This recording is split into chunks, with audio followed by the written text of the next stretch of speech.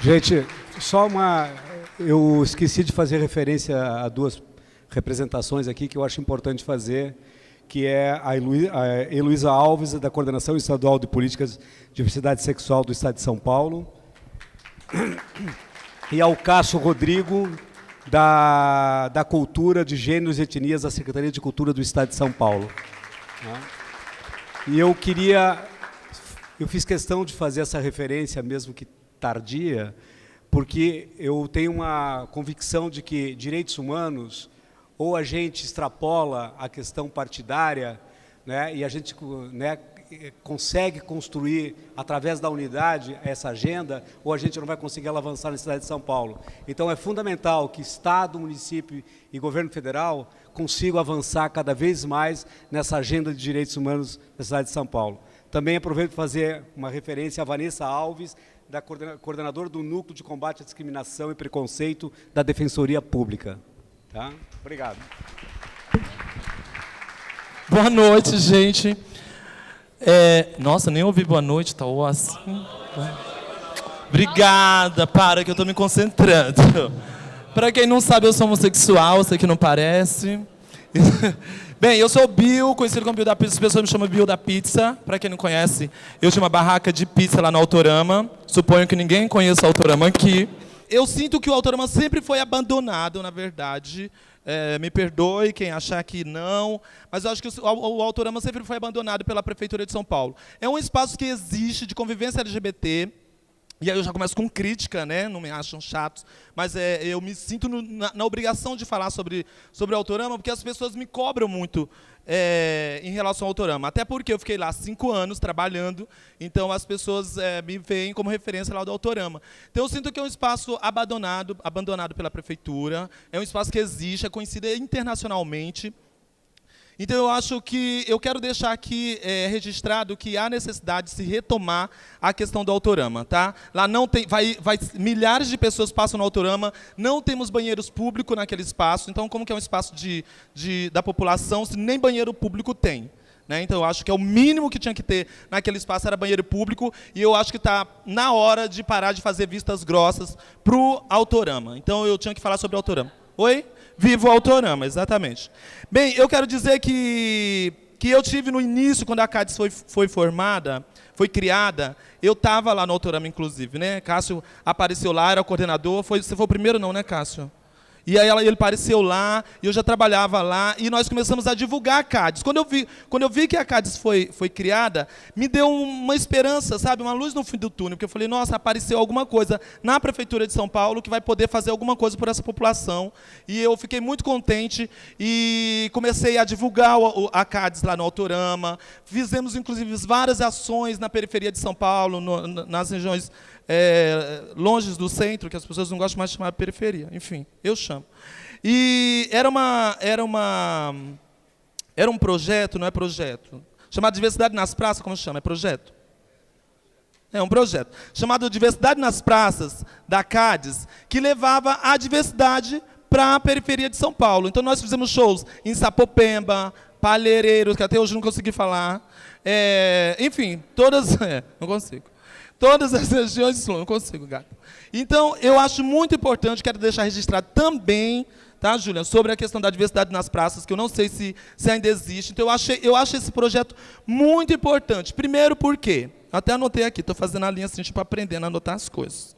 Por quê? Gera emprego para a população LGBT. As drags, vocês sabem, tem poucos empregos para as drag queens. Então, é um projeto que gera emprego para as drag queens, leva a cultura LGBT para as regiões que não são no centro de São Paulo, para a Zona Leste, para o Extremo Sul, enfim.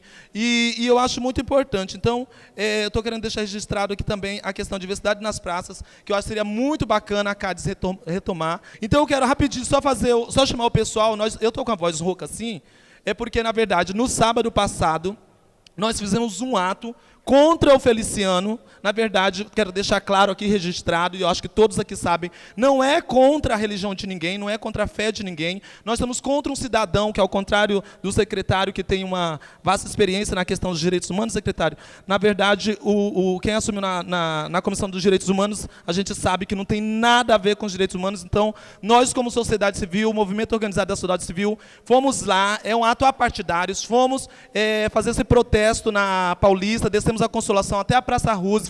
Foram mais de 10 mil pessoas, infelizmente a mídia divulgou que foi apenas 1.200 pessoas. Quero dizer para vocês, foram mais de 10 mil pessoas. No meu Facebook é Bill da Pizza, está lá, todas as imagens vocês vão ver. Então eu quero convocar as pessoas para o próximo sábado, às 14 horas, nós vamos de novo na Paulista, visto que ele não caiu, nós vamos na Paulista fazer o novo ato Fora Feliciano. Tinha um monte de coisa para falar, mas infelizmente me procurem depois, anotem meu telefone, é louca. Boa sorte, Julia, boa sorte a toda a equipe da CADES, sucesso para vocês, tá bom?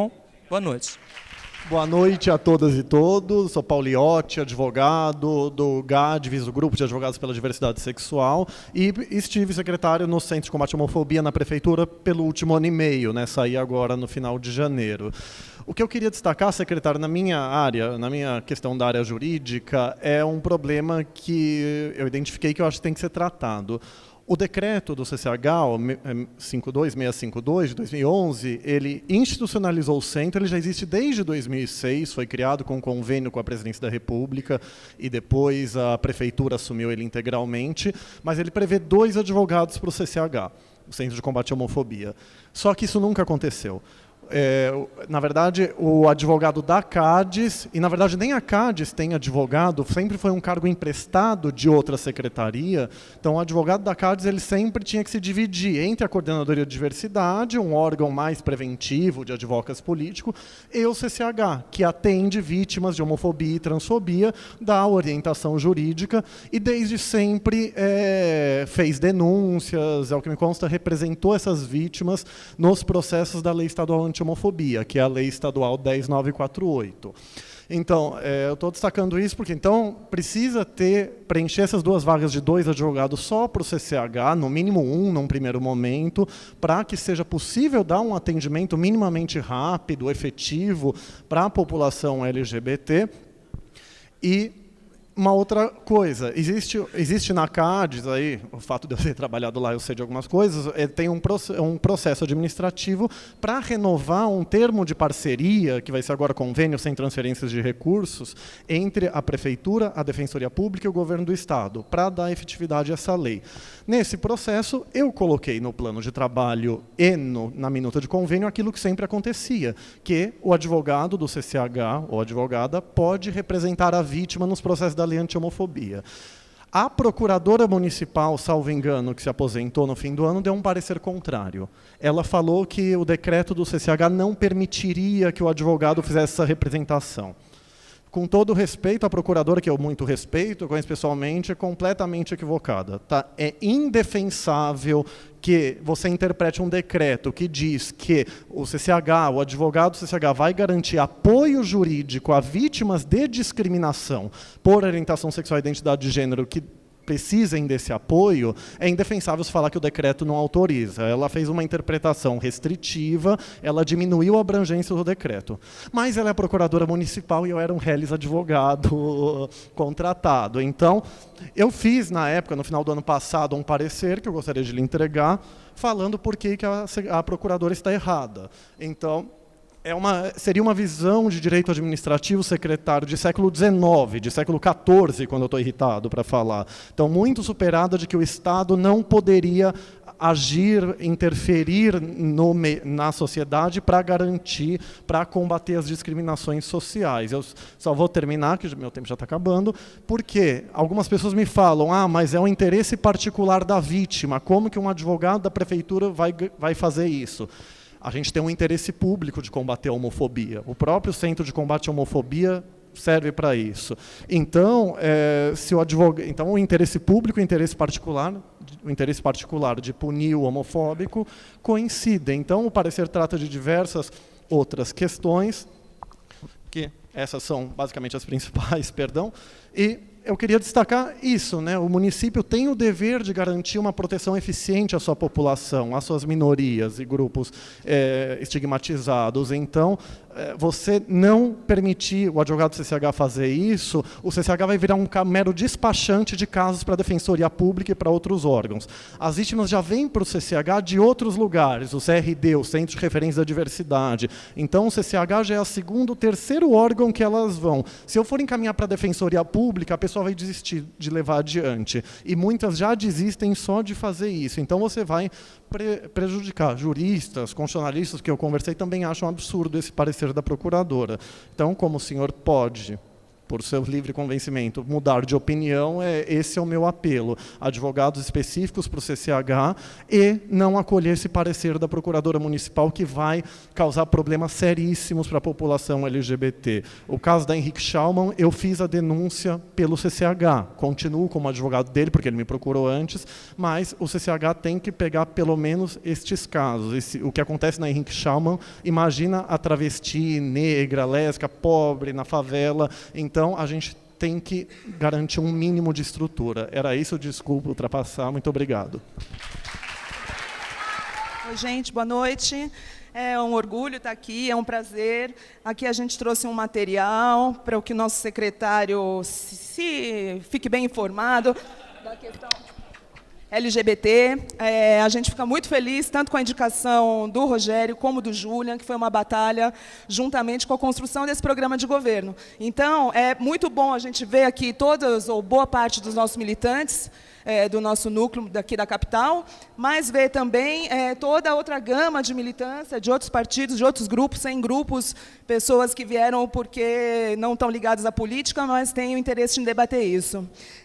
A gente avançou muito porque a nossa felicidade foi enorme em construir esse programa juntamente com a Haddad, fazer ele entender, aceitar e compreender aquilo que a gente estava falando. Então, o que a gente, no primeiro momento, achou que ia ser problemático, acabou se constituindo num belo programa de governo e a gente acredita que ele, se não dá conta de resolver todas as nossas questões, vai começar a dar uma cara nova para a cidade de São Paulo, que foi isso que a gente fez com a eleição do novo prefeito. Para isso, o nosso programa ele tem várias coisas, o Rogério foi informado, vocês aqui, a grande maioria sabe o que a gente apresentou para a cidade de São Paulo no nosso tema. Para isso, a gente defende e vai defender até o final que a CADES tenha um pouco mais de estrutura, que a gente consiga ter mais equipamentos funcionando, que a gente consiga dar prontas respostas para a população de São Paulo.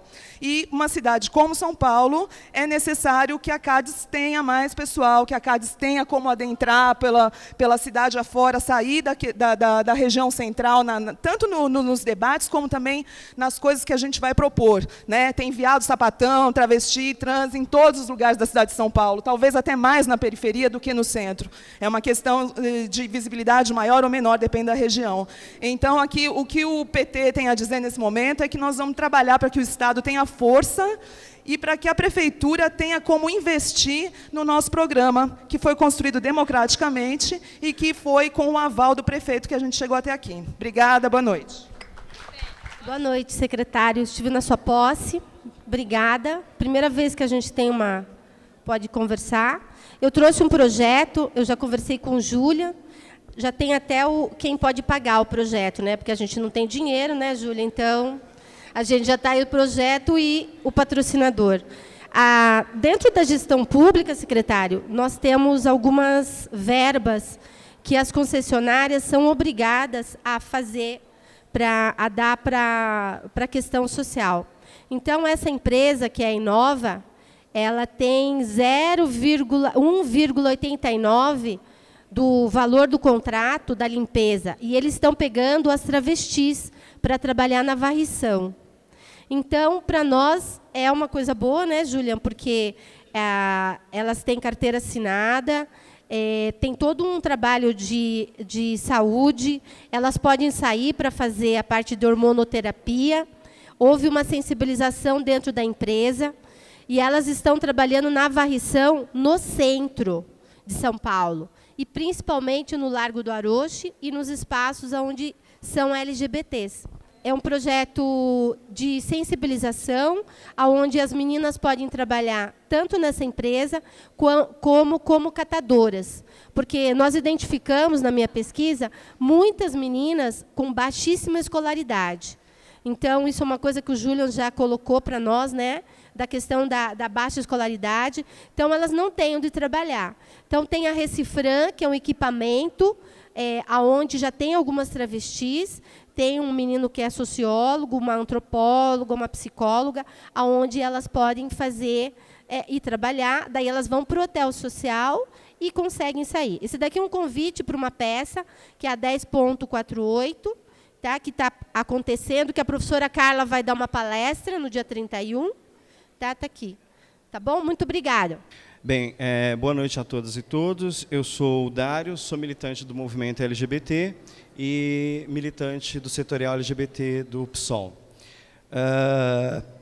Gostaria de saudar o secretário Rogério Sotile, saudar os funcionários e estagiários da CADES na pessoa do coordenador Júlia, e dizer do meu contentamento por esse diálogo. Também concordo muito com o que você colocou, a necessidade de que nos direitos humanos a gente tem que superar as diferenças e divergências partidárias para que a gente possa conquistar. E é nesse sentido que eu quero colocar aqui uma questão que é fundamental, que é esse diálogo, né? A gente teve, o coordenador chamou uma conversa com os conselheiros da sociedade civil, né? E lá a gente teve uma discussão em relação a isso, e é isso que eu gostaria de trazer aqui, né? Porque junto com a CADES foi criado também o Conselho, e que a gente entende que é um instrumento legítimo para acompanhar, né, para fazer todo o controle social. Nós tivemos eleição ano passado, temos um novo Conselho da Sociedade Civil, e esse é o instrumento que a gente tem, inclusive a recorrer. Conhecemos os representantes desse Conselho, só que já tem mais de 100 dias de governo e ainda não foi chamada uma primeira reunião. Segundo o coordenador, se deve exatamente porque a Prefeitura ainda não indicou os seus secretários. E aí eu particularmente entendo que só vai haver diálogo de fato se a gente operacionalizar esse instrumento, que é o Conselho. Porque, por mais que possa, mês a mês, chamar essa conversa, nem acho que isso vai acontecer, mas que possa se chamar, quer dizer, e quando a sociedade civil quiser dialogar com o governo, quer dizer, do modo como está, vem do governo para nós, que chama essa reunião. E quando a gente quiser conversar, quando a gente quiser fazer controle social, e quando a gente quiser cobrar o governo. Então, assim, em termos práticos, né, uma vez que já foi falado pelo coordenador e é repetido aqui pelo secretário, o que eu quero saber exatamente quando é que, de fato, a gente vai ter a primeira reunião desse conselho, né, e vai poder, de fato, acompanhar todas as ações da coordenadoria. E aí, por fim, um outro aspecto importante também é em relação à questão da comunicação, né? Soube de várias atividades feitas aqui, tanto nessa reunião quanto agora, mas que não chega, sobretudo para quem está na periferia, né? Por exemplo, o site da CADES está desatualizado. Segundo eu soube pelo coordenador, mudou até o nome, mas lá ainda está como CADES, né? Então, essa necessidade de operacionalizar, quer dizer, quando que a gente vai ter, de fato, acesso por meio de uma comunicação eficiente, que diga o que está sendo feito, quer dizer, que não dependa só desses encontros, mas que a gente possa saber no dia a dia, inclusive para divulgar, inclusive para fortalecer essas ações. Então, são essas duas coisas. A necessidade de que a gente precisa ter urgentemente a primeira reunião desse conselho, né? E a segunda é a gente ter uma comunicação mais eficiente para a gente poder ter acesso às ações da Prefeitura. Obrigado.